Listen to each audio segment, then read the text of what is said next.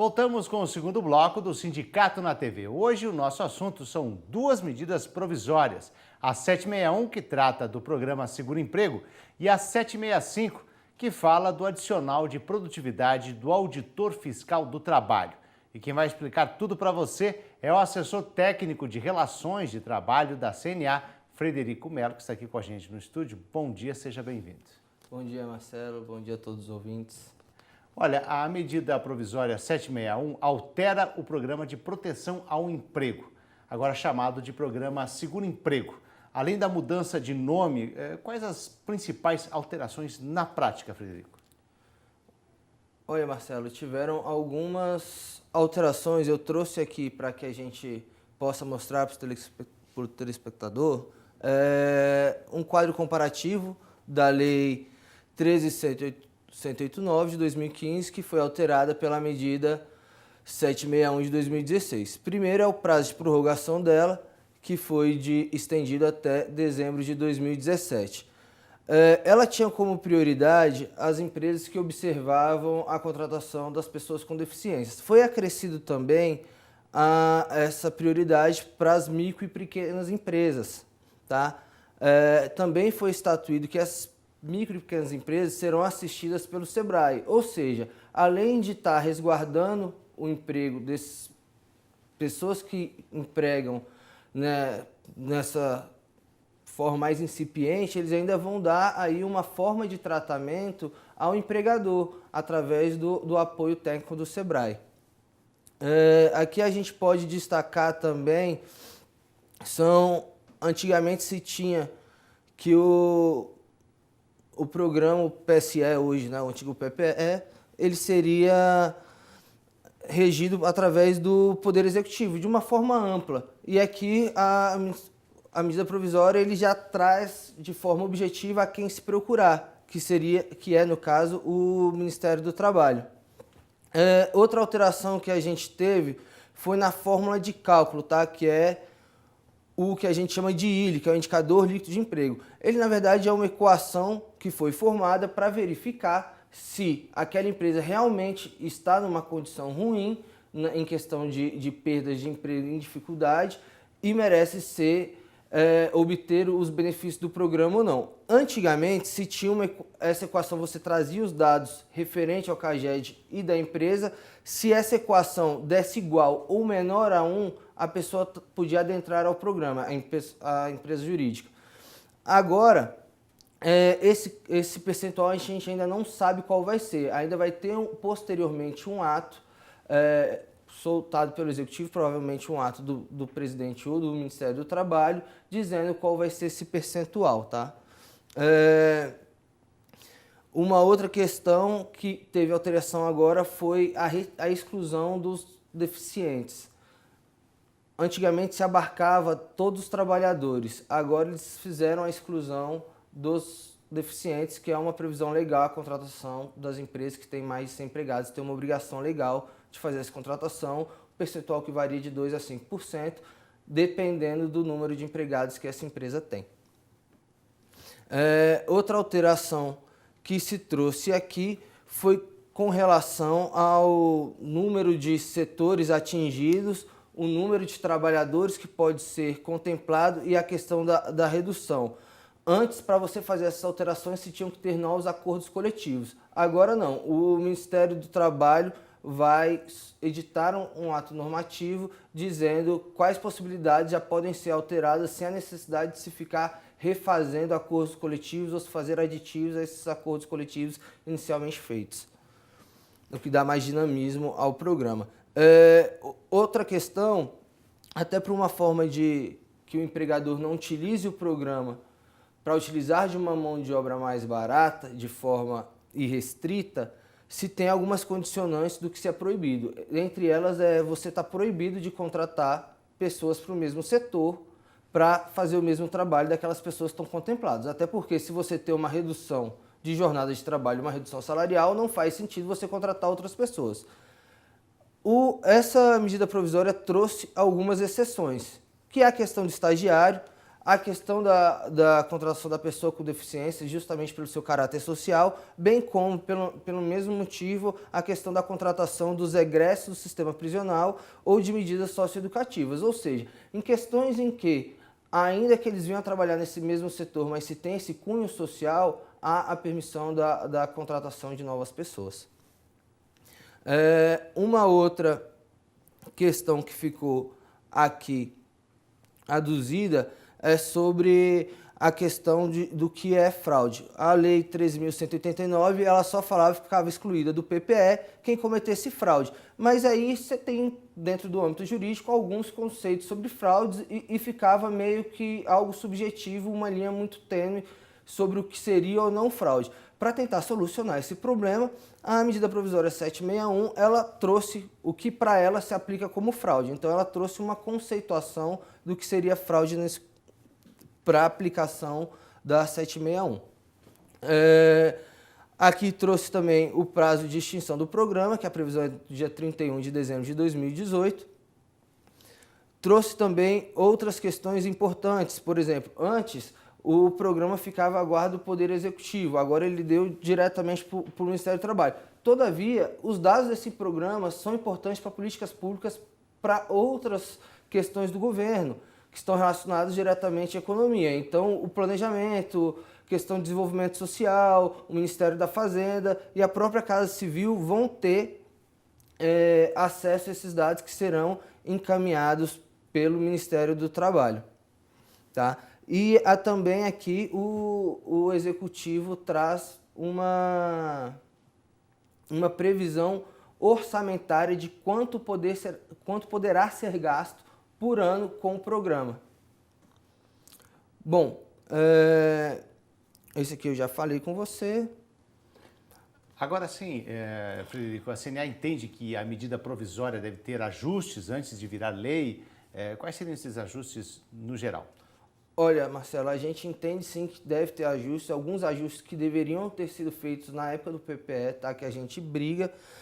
Aqui, para mostrar a importância do PSE e do PPE, tá? A gente consultou no Ministério do Trabalho no dia 30 de janeiro de 2017 e a gente tem aqui uma questão, que foram deferidos 120 empresas nessa questão, foram atingidos quase 58 mil trabalhadores e foram gastos mais de 156 milhões de recursos para poder manter esses empregos. Ainda está sobre análise, mas aí a gente pode colocar mais 3.100 empregos, que pode dar mais um impacto orçamentário de 8 mil. E aí agora falando sobre as propostas que a gente entende ser relevante alterar. E acho que aqui você fez uma ponderação importante, porque tem uma medida provisória, ela tem um período de vigor, que se o Congresso tem que transformá-la em lei. Então vai para dentro do Congresso e é possível se ter essas modificações. Então o que a gente busca dentro do Congresso é que haja essas modificações para que se tenha um intento melhor para o produtor rural. Tá? Dentro dessas propostas, o que a gente pede é a exclusão desse termo de todos os setores, porque a gente entende que qualquer empresa deve ser beneficiada pelo PPE desde que ela se encontre numa situação econômica difícil. Não deve estar setorizado. Porque às vezes pode ter um setor econômico que esteja numa situação financeira boa, como é o agro, que hoje é superavitário, é um dos poucos geradores de emprego atualmente nos últimos 3 anos.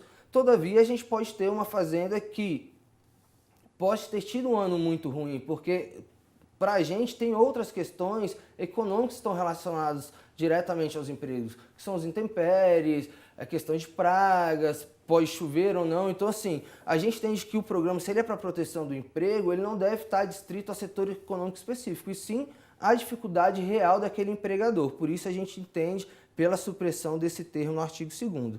Tá? De igual forma, isso aqui, na verdade, foi até uma inovação dessa medida provisória, a gente entende que deve ser suprimido, que é a questão de retirar do cálculo do ILE, que a gente tinha explicado, a cota de aprendiz. Por que a gente acha que deve ser retirado? A cota de aprendiz não é uma discricionariedade do empregador. é um dispositivo legal que obriga você a fazer a contratação desse percentil de acordo com o número de empregados que você tem. Se você é obrigado a fazer a criação desse posto formal de trabalho, não há razão para que você o exclua na hora de contabilizar o número de empregos, de postos de trabalho criados ou suprimidos dentro da sua empresa. Tem que incluir.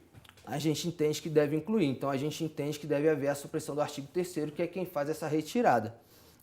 Outra proposta que a gente entende, essa aqui para a gente é de suma importância, na medida provisória e tanto na lei antiga do PPE, se há menção para que as pessoas, para os empregadores poderem entrar no programa, eles devem ter CNPJ. E a gente sabe que a realidade rural é um pouco diferente, se emprega-se muito pessoa física. A pessoa tem uma fazenda, ele é um empregador pessoa física e ele pode empregar milhares de pessoas. Então a gente entende que deve fazer-se uma inclusão do parágrafo 4º, fazendo constar que o empresário rural ou empregador rural, pessoa física, assim descrito no decreto 1166, deve fazer a inclusão podendo participar do programa, porque aí a gente abrange todo o nosso setor rural. Tá?